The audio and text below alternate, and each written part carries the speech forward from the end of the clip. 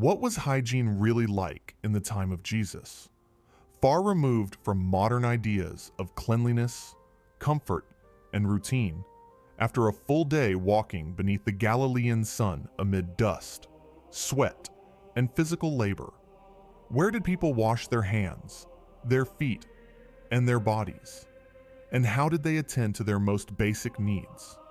And what did these ordinary actions reveal about faith, purity, and belonging? For centuries, the biblical world has often been imagined as chaotic, dirty, or unconcerned with bodily care. Yet this picture does not reflect the reality of the first century. In the time of Jesus, hygiene was neither a luxury nor a modern convenience. It was a daily discipline, a practical necessity, and a visible expression of religious identity. Water demanded effort, cleanliness required method, and the body was closely connected to ideas of purity before God and within the community. Here, hygiene is not treated as an ancient curiosity, but as an essential part of the life Jesus himself lived. Understanding these simple practices reshapes the reading of the Gospels and reveals a Christ fully rooted in human experience. In first century Galilee, water was not scarce, but it was never effortless. The lake, natural springs, and wells were part of the landscape and known to all. Even so, every portion of water required physical labor. People had to walk to the source, wait their turn, fill heavy jars, and carry them back home. This process shaped daily routine. Water was never wasted because it cost time, strength, and careful household planning. Hygiene, therefore, did not arise from comfort, but from discipline shaped by limited access. For this reason, full immersion baths were not part of everyday life. They occurred occasionally at specific moments when circumstances allowed. Daily care consisted instead of frequent and partial washings. Hands were cleaned many times throughout the day. Faces were washed in the morning and again after returning from the streets. Feet, coated in dust after long walks, received special care at the end of the day. The hot climate, constant perspiration, and manual labor made these actions essential for basic comfort and peaceful coexistence. Practices varied depending on social status and location. Among the poorest, water came from shared wells and communal springs. In villages, hygiene was managed at home using jars, basins, and careful reuse of water.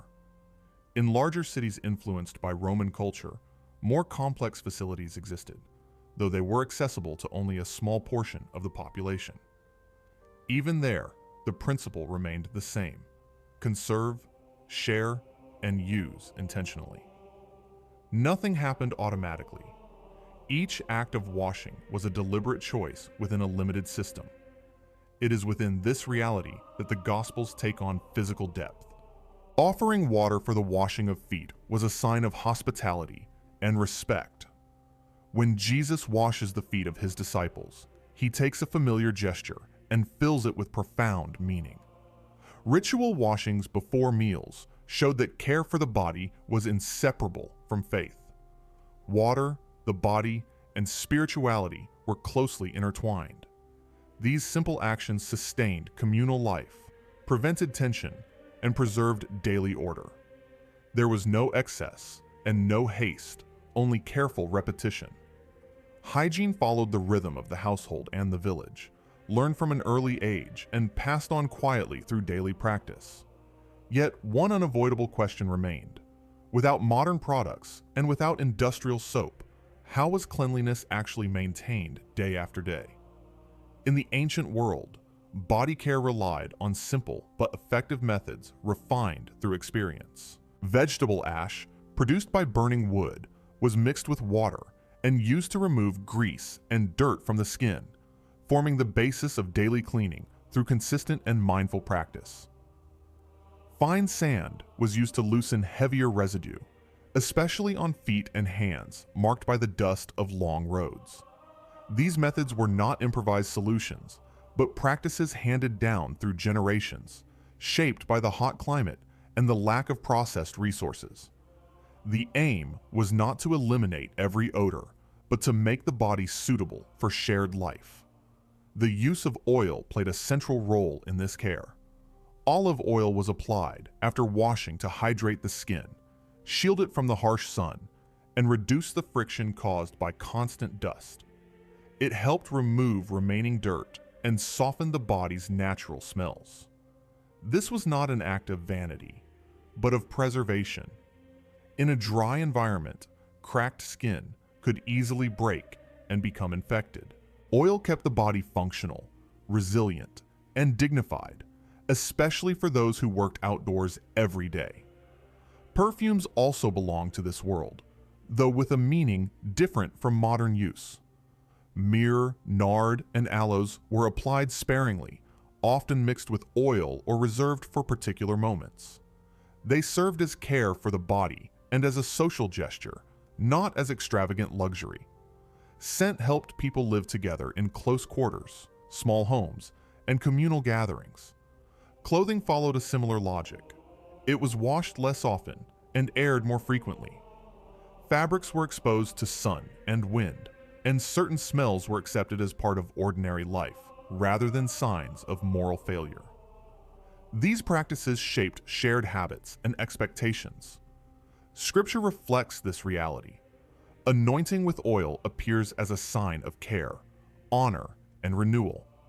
The woman who anoints Jesus is not performing an unfamiliar act, but carrying a common custom to a level of deep devotion and reverence. Psalms and Proverbs speak of fragrance as joy and blessing, not excess. The body was treated with practical attention and spiritual significance. To cleanse oneself was to prepare for encounter with others and with God. But what about the hands? And why did they matter so much in Jewish life? In the world of Jesus, hands stood at the center of bodily and social interaction. They touched food, soil, tools, people, and animals. Eating was done with the hands. Work depended on them. Movement and balance required their constant use. Because of this, washing hands was more than a basic hygienic habit. It became a meeting point between everyday practice and religious identity. The care began before meals, continued after contact, considered impure, and extended into preparation for prayer. Hands had to be ready, both to receive food and to appear before God. This custom was part of Jewish tradition and deeply woven into daily routine. Water jars were kept near eating areas. Simple basins were used to pour water over the hands. It was not a full washing, but a gesture that was both practical and symbolic. As the water flowed, it removed visible dirt and marked a transition. The body stepped out of the outside world and into a space of communion. This action was learned early, repeated naturally, and absorbed into ordinary life. It is within this setting that the debate between Jesus and the Pharisees takes on greater meaning. The question of washing or not washing hands before eating was not about medicine or hygiene in a modern sense. It was a spiritual, social, and identity tension.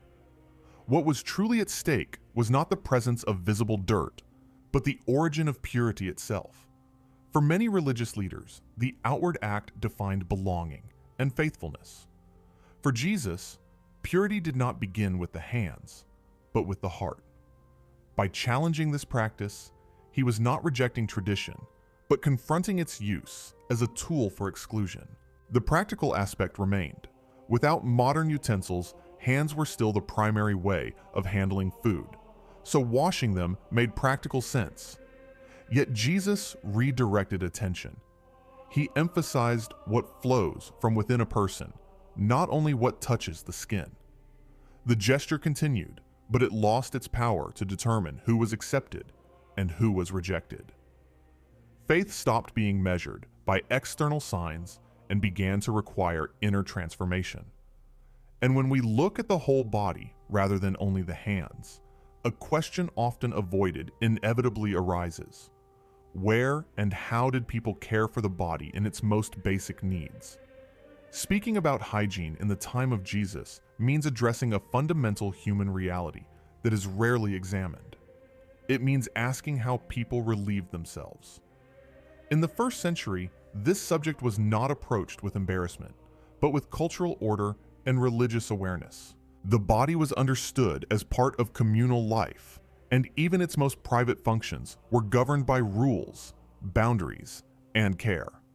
There was no idealization, but neither was there neglect. In Jewish villages, the most common practice was to use areas outside the home and away from shared living spaces.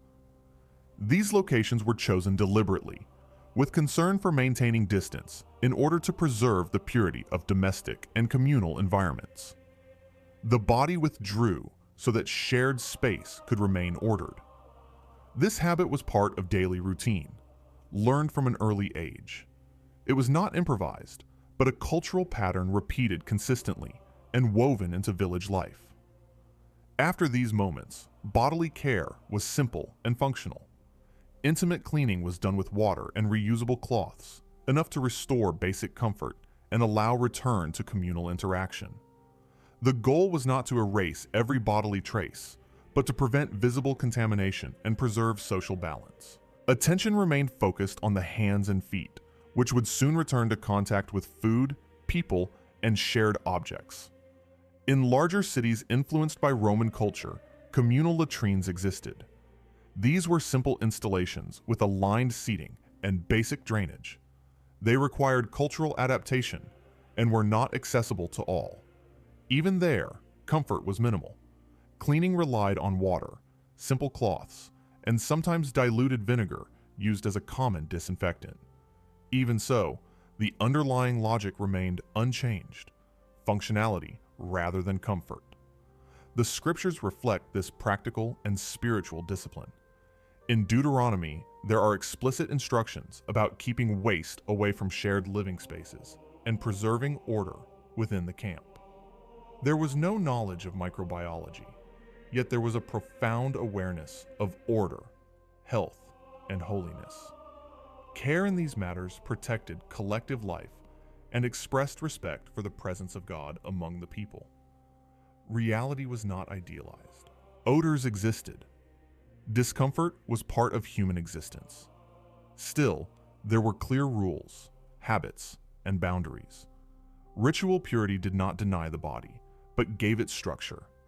Every action, even the most intimate, was placed within a framework of communal responsibility. This leads to a deeper truth. In the biblical world, hygiene was never purely physical. It always pointed beyond itself, towards something spiritual. Jesus lived fully within the reality of the first century.